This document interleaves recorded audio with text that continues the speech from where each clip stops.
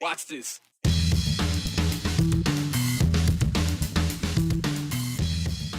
Wastewater. Yeah, it sounds and looks exactly like you think it would, but it's not exactly a waste. During the pandemic, it's become a helpful tool to predict future virus surges. What about the newest variant? And the debate continues. Nearly a year after announcing plans to move, the city and neighbors are still meeting to decide if they want Boise's homeless shelter in their neighborhood. From Pocatello to Pearl Harbor, the longest trip some Rigby kids have ever taken is also likely the most significant one on this 80th anniversary of the attack on the United States. Well, the saying goes, one man's trash is another man's treasure. What do you say about wastewater? Well, in the city of Boise, it extends to that kind of same philosophy, but in a very specific way. Early in the pandemic, we told you about how the city of Boise was able to study samples from the city's wastewater. And to do that, they get insights on how much COVID is moving about the community. It's a stinky but a very useful science. Now, fast forward to the very end of this year, 2021, almost 2 years into this whole pandemic, and the testing of our wastewater continues, and it's also giving us some more interesting insights. We've seen your questions about this program, so Joe Paris circled back with the experts about what we are seeing now with the wastewater. It isn't pretty, and yep, it certainly smells, but new insights are drawing an interesting picture for local health officials. When you look and listen, this water seems very unremarkable. If you have the right lens, though, this wastewater is actually full of value. And if you're a lucky little molecule, the city of Boise will send you on a trip. Sending samples to a lab that runs an analysis to measure the amount of the COVID virus in the wastewater. Haley Faulkner is the environmental manager in the city of Boise Public Works Department. She says since testing started last spring, the wastewater has turned into a major boon for COVID insights. And what we've learned about the data is that it is a leading indicator for clinical COVID cases. So what that means is that when we start to see a rise in the virus in the wastewater, we can then expect a rise in the COVID cases 5 to 7 days later.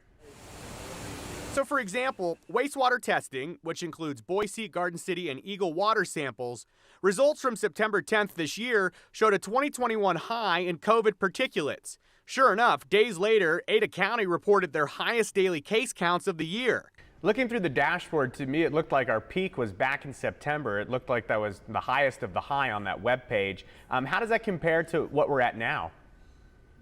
Oh boy.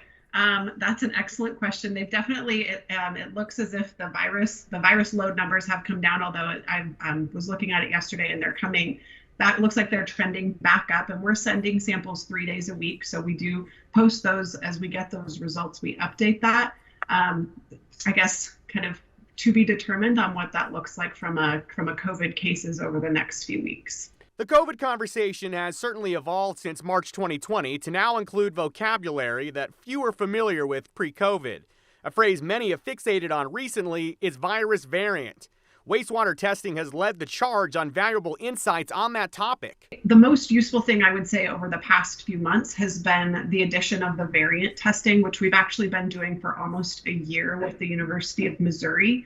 And so they are able to screen for the variants. And what we saw with the Delta variant is that we were able to measure the presence of that variant in the wastewater before we had a clinical case that was recognized in the region. And so that is something that we're doing right now for the latest variant. That latest variant, Omicron, has not been detected for now, but it is expected to be, likely in the next few weeks. I don't know if you have the answer to this, but is this a situation where you keep monitoring this for the foreseeable future?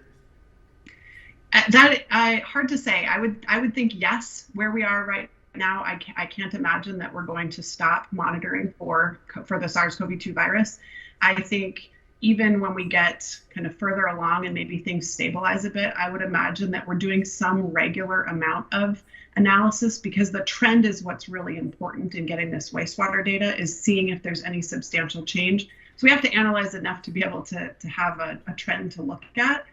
I think where we could also see additions, and in talking to our local health partners, things like the norovirus or the seasonal flu or other potential things that we can measure in the wastewater that would have really local kind of health information impacts. Okay, Joe, so she says she could see us testing the wastewater for future things, including COVID, going a few months from even after the pandemic. The question is, before the pandemic began? Was the city testing the wastewater for any sort of virus or any sort of diseases? They were actually talking about it right before COVID hit, and they were actually looking to test the wastewater for particulates from opioids. And Brian, they were really trying to take a look at, what the opioid situation was according to the wastewater. Now, that program really didn't get kicked off, but they were exploring the idea of it, and they thought when COVID really started to have an impact in our community, well, maybe we can take this idea that we had with opioids in our community and apply it to the wastewater and see if we can measure the virus particulates from COVID. And it ended up being a really successful program in terms of the data. One thing that Haley told me about is really you get this idea of the 50,000 foot view. You get a real general idea, and you don't have people concerned about, well, what is Brian Holmes doing? What is Joe Paris doing? So it's not an individual basis, but as a community, the health experts get a really good feel of the direction we're going. Can it, though, locate parts of town where things may be a little bit higher than other parts of town? For the most part, it's really conglomerated into one big pile. Okay. So where all the wastewater comes from, as we mentioned, Garden City, Eagle, Boise, to those 2 plants the city of Boise operates, that's really the Ada County picture there. It would be interesting, though, in the future if they have technology to more pinpoint that as the situation I assume evolves. they would need more plants in order to do that, to kind of funnel it through. So just a reminder, 5 to 7 days, maybe a little longer, before we start to see what they're seeing with the wastewater show up on actual testing. Yeah, that's usually about the lag, so it's wait and watch. All right. Thank you, Joe. A long night at City Hall for the Boise Planning and Zoning Board. Hours of conversation, debate, and testimony, like 7 hours. Concerned neighbors over a conditional use permit for Interfaith Sanctuary's proposed new location at the old Salvation Army building, which is located on State Street.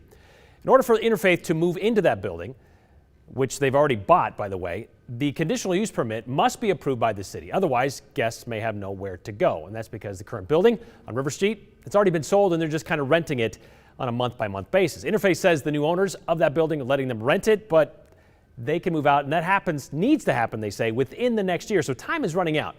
Public testimony, though, went longer than most people expected. It almost didn't happen last night because Commissioner Chris Danley proposed a motion to defer the hearing to a later date. And his reasoning, he didn't feel like there was enough information to move forward.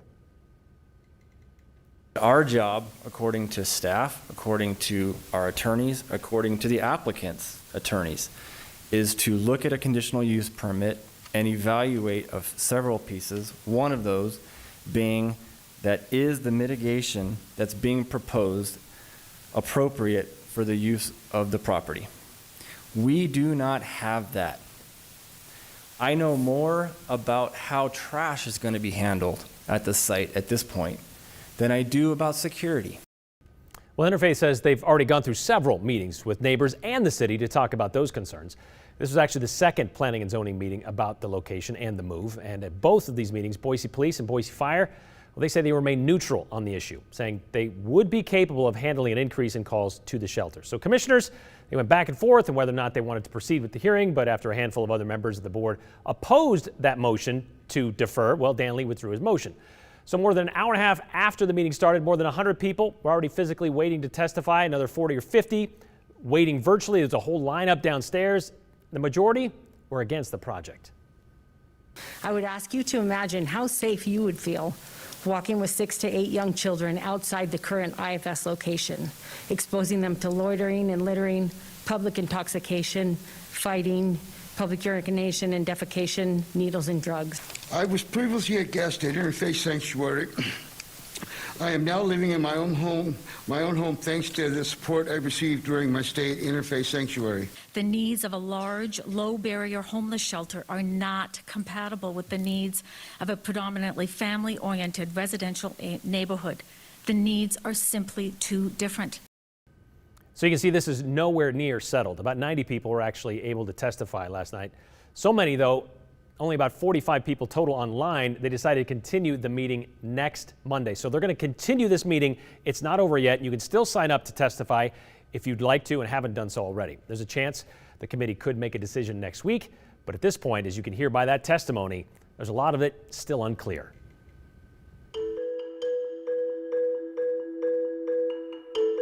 Thousands of miles away from the morning air attack on Pearl Harbor, the impact still felt in Idaho. 80 years later, the Gem State continues to remember the day that will live in infamy. Before we get to that, though, let's make sure we get some of your thoughts. Now's the time to text in your questions and comments about the show. The number is on the screen, 208-321-5614. Don't forget to include your name and the hashtag, the 208. We're going to share a few of the texts at the end of the show.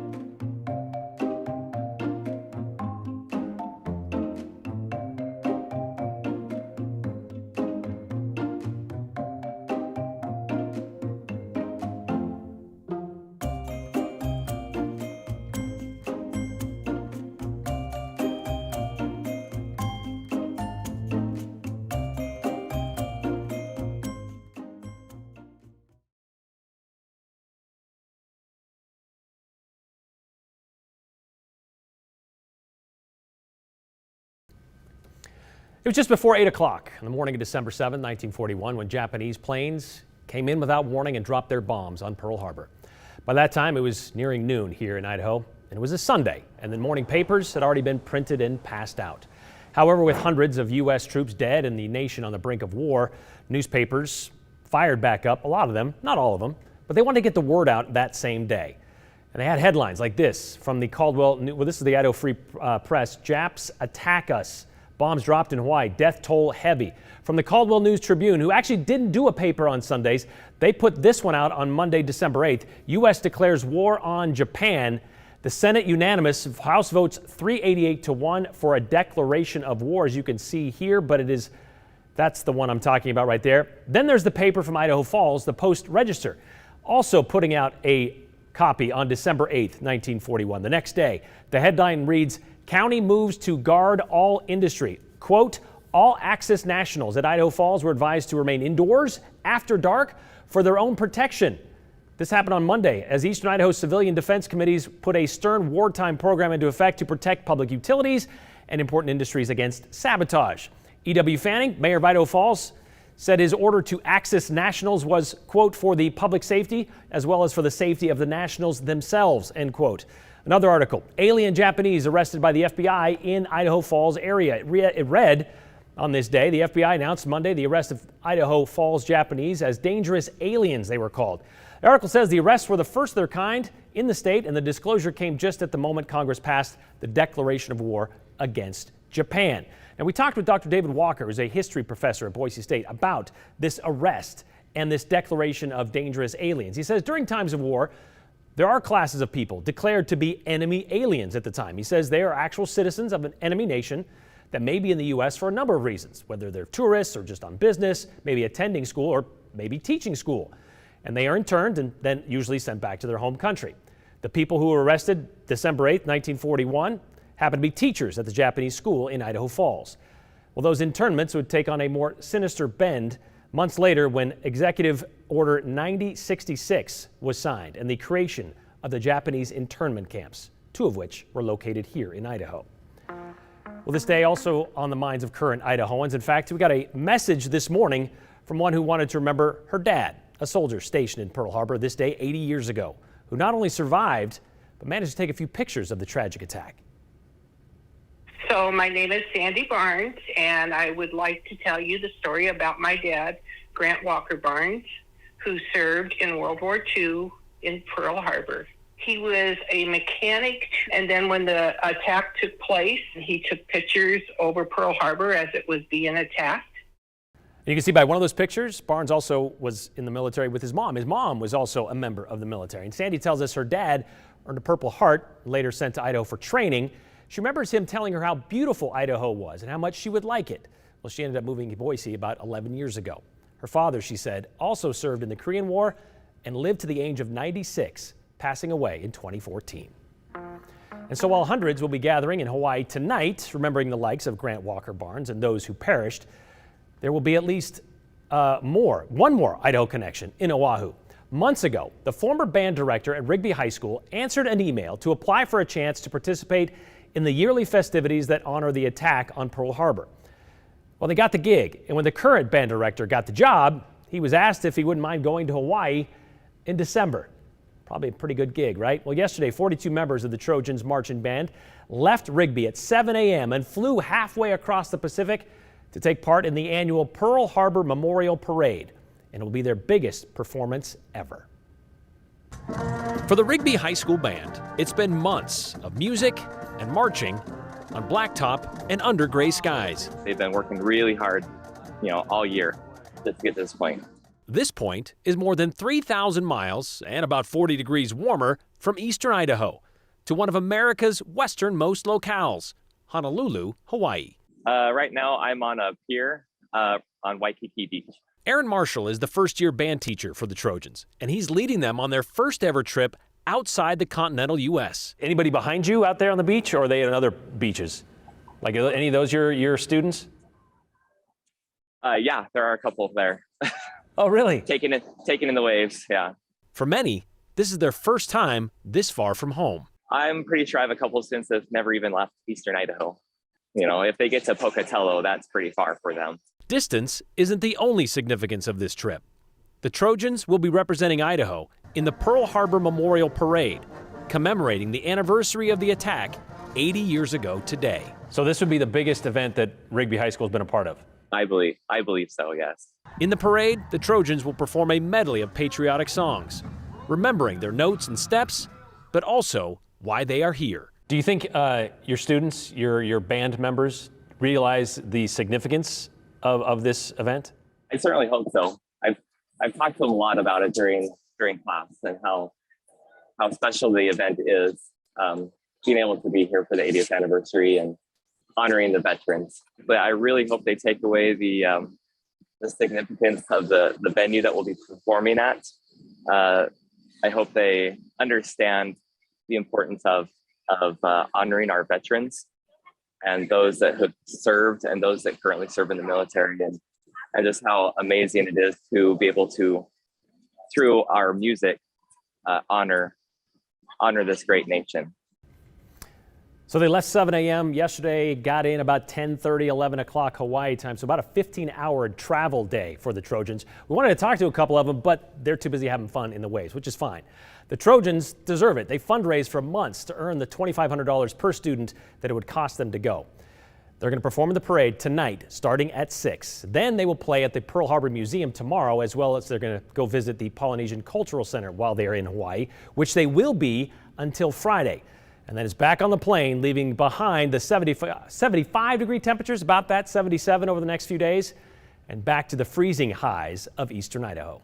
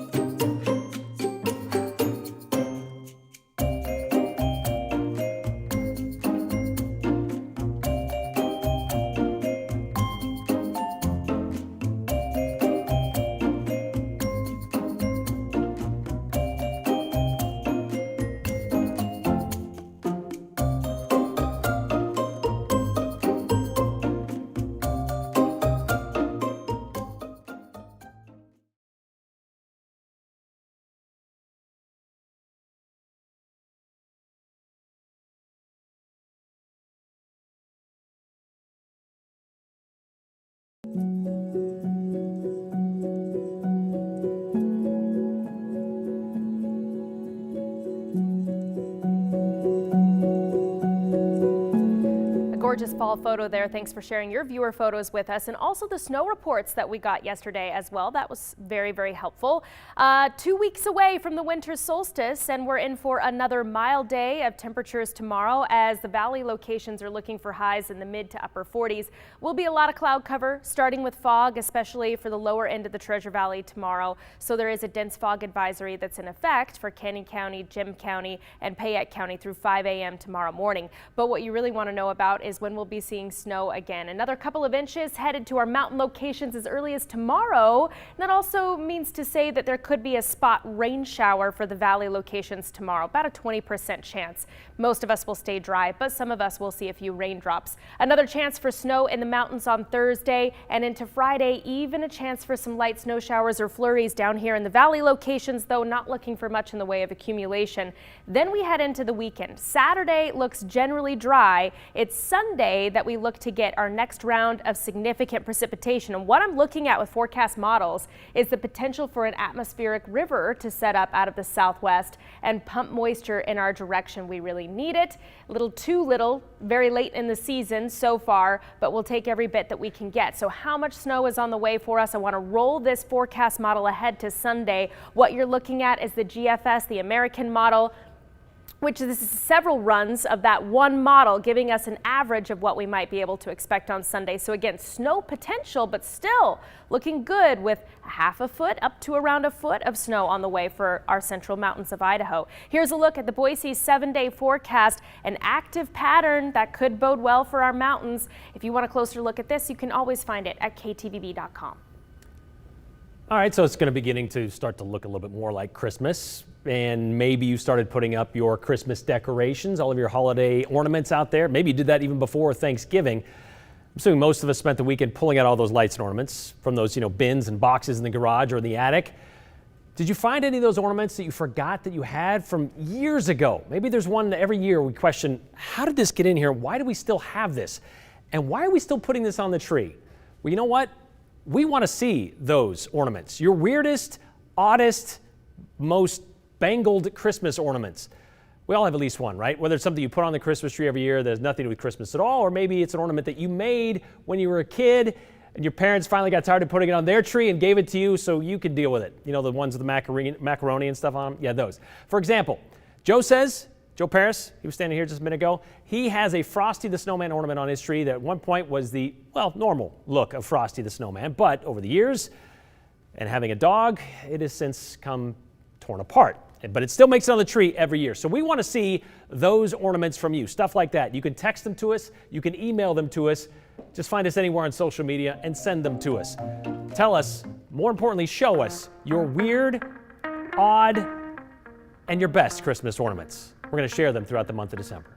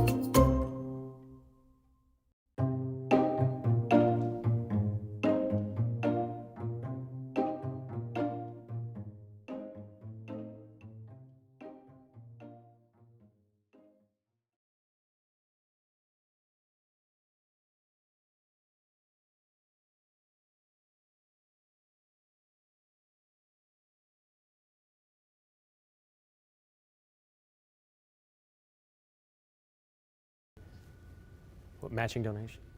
All right, let's get to those comments for the final minute of the show here to tell you kind of what's up, what you said during today's show. We talked a little bit about wastewater testing that the Boise City is doing to kind of keep track of COVID, something they just started at the beginning of the pandemic. This one sent in from Bill. In 2008, 2009, I lived in Bend, Oregon. Oregon decided to test the wastewater there from many cities to see what illegal drugs were being used in those communities. The results were quite interesting, kind of what Joe mentioned as well, that was an idea that Boise had come up with before to check for opioids, but then the pandemic hit and they kind of switched gears and went a different direction. So it's being used in other cities as well. Why do we find it necessary to tear at the scab of Pearl Harbor every year? It's time we move on, says Chris. Nope, that's not how that works. We do honor the 2,500 or so that died in Pearl Harbor and those who survived to win the war to end all wars, as it was known then. So yeah, it's not a scab, it's to honor those who served. And we do that every year at this time.